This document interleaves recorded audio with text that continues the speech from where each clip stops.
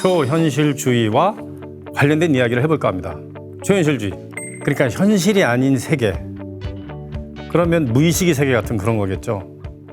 데이비드 호큰이라고 하는 영국의 지금 할아버지 작가가 있는데 이분이 그린 수영장의 두 남자인데요. 1000억이 넘습니다.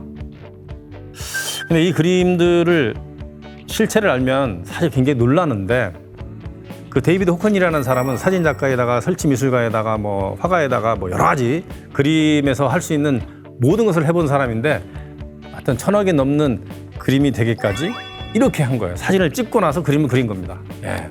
우리는 생소할 수 있지만 잘 알려진 화가가 르네 마그리트라고 하는 그 화가죠. 데이 베이즈만이라고 그래서요. 이 표현 자체, 그거를 이제 아주 왜곡을 하는 거죠. 사물이 원래 갖고 있는 관념을 타파를 해버리는 겁니다. 자, 그러면 초현실 미술 하면 딱 생각나는 사람, 살바토르 달리. 까망베르 치즈가 녹아서 흘러내리는 모습을 보고 그랬다고 하는, 그러니까 시간까지도 초월한다라는 그런 의미로 이렇게 그랬다고 하고요. 언뜻 생각해보면 이 초현실주의하고 우리하고 전혀 동떨어진 것이 아니다. 같은 시대 상황을 봤을 때 유럽이나 우리나라나 굉장히 어려운 그 시기였기 때문에 그런 문화가 충분히 나올 수 있을 만한 공감대가 있었다라는 거죠. 이 고딕의 모습을 잠시 보자면 이 고딕은 뾰족 아치가 나오면서 짓기 시작한 겁니다. 그리고 로마 시대에 이런 아치가 둥그런 아치가 나왔는데 이건 낮은 건물을 짓기 좋게 되어 있던 것이고요. 이 뾰족 아치는 이 중동 지역에서 나옵니다. 이렇게 뾰족하게 생겼죠. 뭐 기도하는 선처럼 뭐 생겼다 이렇게 얘기하기도 하는데 가급적이면 건물을 높게 만들 수 있게 빛이 많이 들어올 수 있게 하기 위해서 가우디도 이렇게 얘기하죠. 건축이라는 것은 빛을 많이 담게 하기 위한 것이다라고 얘기하고 뭐 조각은 빛이 뭐 유희고 뭐 회화는 뭐 빛의 뭐 분석이고 뭐 이런 식으로 얘기하기도 하죠. 고딕은 이렇게 높게 지으면서 창을 많이 만들어서 빛을 좀 신비로운 빛을 많이 들어오게 하게끔 만든 것입니다. 그 고딕 시기는 어때 시작됐느냐? 카톨릭에서 마리아 숭배를 하기 시작하면서부터입니다. 기독교에서는 잘 알려진 얘기로 초기에는 마리아에 대한 내용이 안 나옵니다. 마리아 숭배 내용이 안 나와요. 그런데 기독교 고딕 시기가 되면서 마리아 숭배가 되고 고딕 성당이 나옵니다. 파리의 노트르담 성당이죠. 노트르담도 파리라고 합니다. 왜냐하면 노트르담은 성모 마리아를 나타내기 때문입니다. 그래서 노트르담 성당은 많아요. 프랑스 도시마다 하나씩 다 있습니다. 어쨌든 노트르담 드 파리에 고딕 성당을 먼저 만들어지면서 고딕 시대가 시작이 되죠. 저걸 대성당의 시대라고 하는데 그 노래도 나오잖아요. 그 대성당의 시대라고 하는 그 노래인데 굉장히 유명하죠. 뮤지컬 파리에 있는 노트르담 대성당을 배경으로 해서 나온 그 뮤지컬 중에 그 가장 유명한 음악이죠. 대성당들의 시대. 그 웬만한 사람들 어지간하면 다 들어봤던 그 노래인데 아주 멋있습니다.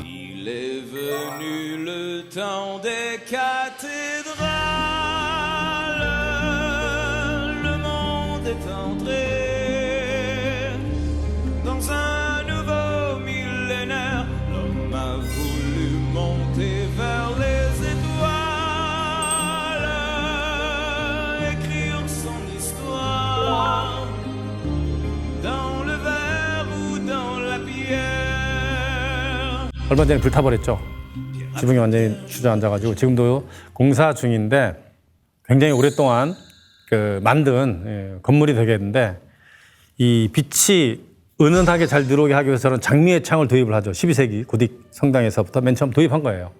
물론 이제 그 성당의 그림이나 이런 것들은 저 스테인드 글라스들은 성경 속에 나와 있는 그 내용을 이렇게 그 채색 속에 담은 거죠. 빛이 은은하게 들어서 해가 쨍 할 때는 굉장히 멋있죠. 서쪽에도 있고 북쪽에도 있고 남쪽에도 있는 저런 그 스테인드 글라스를 해놨고요. 프랑스 파리 쉥사펠 대성당은 정말 멋있죠. 정말. 이건 뭐 종교를 떠나서 야 어떻게 저렇게 건물을 멋있게 만들 수 있을까 밑에서 위로 쫙 보고 전체 성당의 모습을 이제 본 모습인데 사방이 다 스테인드 글라스고요. 네, 저기 장미의 창도 굉장히 크게 보이고 별과 빛과 꽃으로 장식을 한 싱 샤펠 대성당인데 정말 멋있죠. 저런 그 장미의 창도 보면 꽃이 이렇게 퍼져나가는 건데 마치 불꽃이 쉽게 얘기하면 불이 타서 이렇게 화염이 번져나가는 것처럼 그 묘사를 했습니다. 뭐 대성당은 굉장히 많죠. 유럽의 대성당은 뭐 없는 데가 거의 없습니다. 왜냐하면 고딕 시대를 다 지나왔기 때문에 유럽에 없는 것은 없죠. 근데 이탈리아가 원래 없다가 나중에 좀 더 만들기 시작을 하는데 이탈리아 왜 이거 대성당들 저런 고딕 성당들이 없었냐? 그 고딕 성당은 유럽에 굉장히 많습니다. 왜냐하면 고딕 시대를 다 지나쳐 왔기 때문에 고딕의 모습을 한 이런 성당들이 되게 많은데 이탈리아가 유독 처음에 신경을 별로 많이 안 썼어요. 왜냐하면 고틱이라는 말에는 이 고트족이 만들었다라는 그런 의미가 들어가 있거든요. 미켈란젤로의 제자인 바자리라는 사람이 또 책을 쓰면서 이 고딕이라는 것은 그 이탈리아 로마를 무너뜨린 게르만의 고트족이죠. 이 고트족이 우리가 얘기하는 게르만이에요.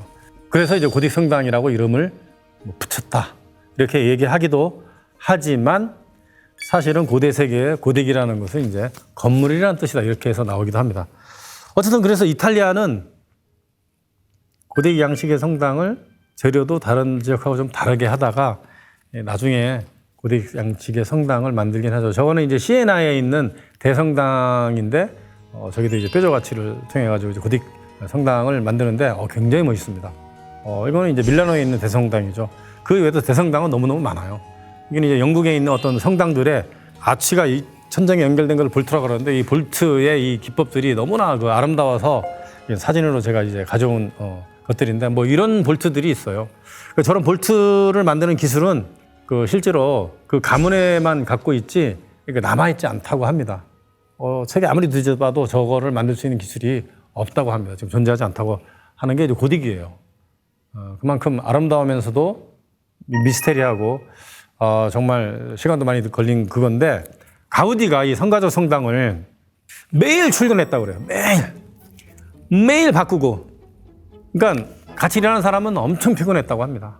저기 보시면 이제 이 옥수수 모양으로 만들었고 나머지도 다 자연에서 가져온 건데 저걸 패케이드라고 하거든요. 패케이드는 뭐냐면 성당에 들어가는 입구예요. 그 입구 위를 가장 신경을 많이 썼죠. 이 가우디가. 계속 바꾸고. 너무 많이 바꾸니까 이제 후대 사람들이 어떻게 해야 될지 몰라가지고 수십 년 동안 이렇게 손 놓고 있다가 최근에 이제 완성의 길로 쭉 가고 있는데 저런 모습이에요. 가까이 가보면 정말 소리 나죠. 이야, 이거 도대체 어떻게 만든 거야? 밀가루 반죽 갖다 붙인 건가? 세멘트로 해도 저렇게 못할 텐데 저걸 다 돌이란 말이야. 야, 뭐 희한한 갖가지 자연에서 가져온 그런 형상들이 많이 보이는 것이 이제 가우디 성당이죠. 이 빛을 많이 들어오고 은은한 빛이 가우디는 뭐라고 얘기했냐면 뭐 가우디가 아닌 모든 사람들이 다 그런 얘기를 했겠지만 성당이라는 것은 신이 사는 집이다. 그래서 기도를 하러 오는 곳이기 때문에 굉장히 빛을 잘 이용을 해야 된다 이렇게 얘기한 거죠. 그 빛의 궁전이에요. 사실은 아주 고대 세계에서부터 이집트, 그리스에서 쭉 내려오는 어떤 빛의 궁전을 다시 이렇게 이 사람이 또 재현을 한 거죠. 이게 밑에서 봐서 사진을 찍으면 저렇게 나옵니다. 스테인드 글라스를 아주 기가 막힌 것들을 썼기 때문에 저런 기둥을 만드는 저런 것도 기둥이 이렇게 막 휘어져서 이렇게 내려오는데 이게 별이 운행을 하는 별이 이렇게 지나가는 그런 모습을 재현을 해서 만든 겁니다. 그래서 엄청난 거죠. 여기서 보시면 저런 모습이에요. 뒤에서 봐도 그렇고요. 각도를 달리 봐도 저렇게 진짜 아름다운 모습들의 그림들이 이제 나오는 거죠. 보면은 진짜 사람들이 놀래 자빠지는 겁니다. 자, 가우디는 그거 말고도 이런 공원을 만들었어요. 가우디의 생각이 기본적으로 또 많이 들어간 게 이제 귀엘 공원이라고 합니다. 귀엘이라고 하는 백작이 자신이 소유하고 있던 바르셀로나 중심에 움푹 솟아있는 야산이죠. 야산을 마음껏 개간해서 공원으로 만들어 달라 이렇게 해서 만들기 시작한 건데 저기는 가우디가 아랍의 모습을 확 담은 겁니다. 확 담았어요. 모자이크죠. 순전히 모자이크. 이 휘어진 그 벤치를 이제 수백 메다가 되게 만들어요. 이 사람의 생각은 뭐냐면, 아니 벤치는 이렇게 앉아서 옆에 사람하고 이렇게 돌려야 얼굴을 마주볼 수 있는데 정면으로 마주볼 수도 있게 해야 된다라고 하는 생각에서 저런 그 모자이크를 엄청나게 많이 넣었죠. 엄청 아름답죠. 그다음에 이 사람은 용을 좋아해요. 용. 이 용. 이 사람도 일종의 어떤 건축가들 사이에서 내려온 어떤 비밀 이런 걸 알고 있었을 수도 있었을 것 같아요. 또 건물을 지으면 건물 꼭대기는 용을 갖다 놓고 이렇게 했거든요.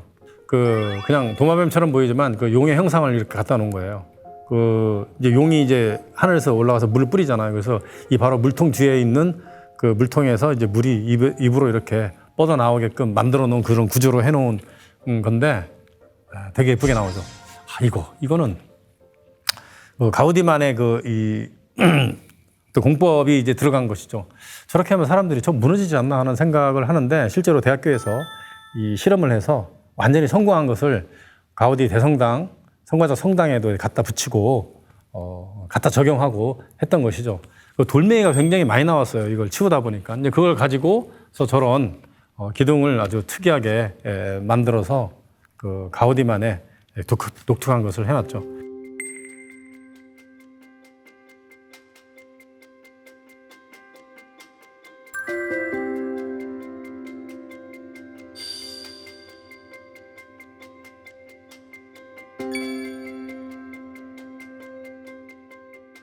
자, 가우디는 여러 가지 건축물을 많이 남겼죠. 이 가우디의 이런 그 역량이 이런 건물에서 많이 나오는데 빨리빨리 짓는 그런 기술도 있었어요. 뭐 고대 성당을 굉장히 오랫동안 짓지만 이런 카사 바요트라고 하는 바요트라는 사람이 집이거든요. 굉장히 부자였던 사람의 집을 이제 개조를 해서 저렇게 만든 거죠. 옛날에 고리타분하고 별로 멋이 없었던 건물을 아르누보, 뉴아트, 그 당시에 자연과 여성과 이런 것들을 많이 적용해서 만든 이 장식 작품을 이제 만든 거죠. 그게 아르누보인데요. 이 카사바요트 작품 속에서 잘 드러나 있는데 보시면은 이제 사람의 이제 인체의 어떤 뼈 같은 거를 갖다가 집어넣은 것 같기도 하고, 그다음에 벽면은 이제 수련이에요, 수련. 호수에 떠 있는 연꽃을 이렇게. 그래서 보시면 이제 지붕 위는 이제 완전히 용의 모습이에요. 용.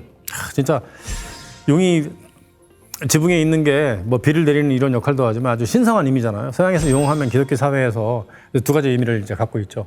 뭐 악마다 어쩌고다 하는데 그것보다도 진짜 감춰서 얘기를 안 하는 건 뭐냐면 신성한, 고귀한 이런 의미를 갖고 있어요. 그래서 그 용을 자신의 상징 문양으로 한 교황도 있고요. 왕들도 용을 이렇게 자신의 어떤 상징으로 삼은 사람도 되게 많죠. 칼도 그렇고 갑옷도 그렇고 아니면 이제 그런 걸 자신이 이제 갖고 있기도 했죠. 그래서 이제 지붕 위에 용을 했다는 거는 대단한 상징적인 의미를 갖고 있고요. 이 꿀뚝을 이렇게 모자이크로 해놓게 됐습니다. 가우디가 죽었을 때 장례 행렬이 4km나 되었다고 합니다. 모차르트 정도가 돼야 이제 4km 정도 장례 행렬이 갈 텐데 모차르트는 이제 죽어서 장례 행렬이 전혀 없었죠. 이제 한 사람도 없었습니다. 장례식장에 참여한 사람이 딱 3명이었죠. 베토벤이 죽었을 때 이제 그 정도의 행렬을 했다고 합니다. 비엔나 인구의 한 30% 정도 되는 한 30만 명이 동원했다고 하는데 가우디도 죽었을 때 한 4km 정도의 인파가 몰렸다고 합니다. 가우디는 이제 완성되지 않은 성가적 성당에 묻혀 있다고 합니다. 요걸 끝으로 마무리를 하겠는데 밤이 되면은 매핑 기술이라고 그래서 왜냐하면 이제 이렇게 건물 외벽을 완벽하게 그림을 쏘아가지고 거기에다가 뭔가를 이루는 것인데 이 매핑 기술을 이용해서 이걸 보여주기도 하죠. 이게 현대 미술이 지나가는 미래죠.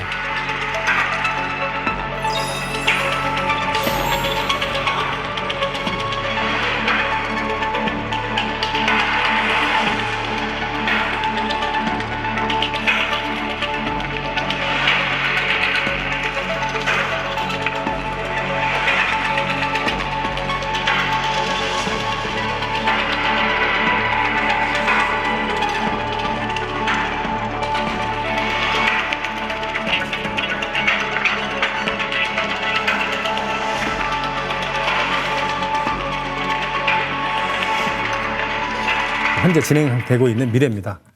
그러니까 건물도 그냥 건물 구경하는 것이 아니고 건물에 어떤 매핑 기술을 집어넣어서 그 건물의 특징과 아니면 스토리텔링을 이야기하는 것이죠.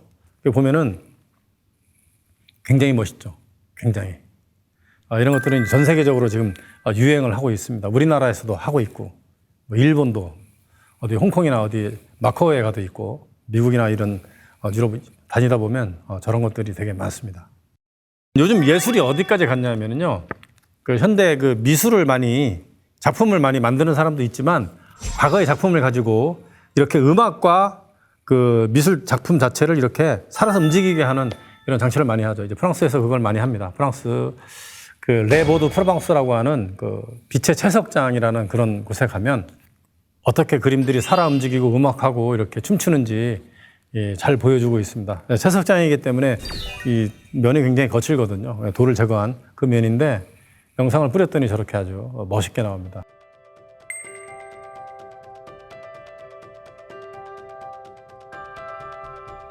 돌멩이를 다 제거한 채석장이에요. 그 지하. 일종의 그 인공 동굴이죠. 반듯반듯한 동굴에 빛을 쏘아서 만들었는데 이렇게 입체적으로 살아서 움직이죠. 요거는 이제 음악이 아주 멋있어요. 음악 선곡을 잘하고요. 그다음에 공간 자체를 다 사용했기 때문에 굉장히 아름답죠.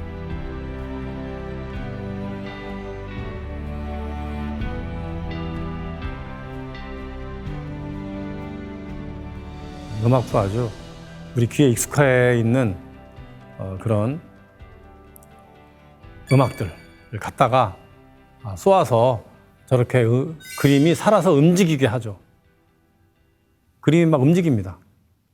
요거는 이제 제주도에 있는 빛의 벙커예요.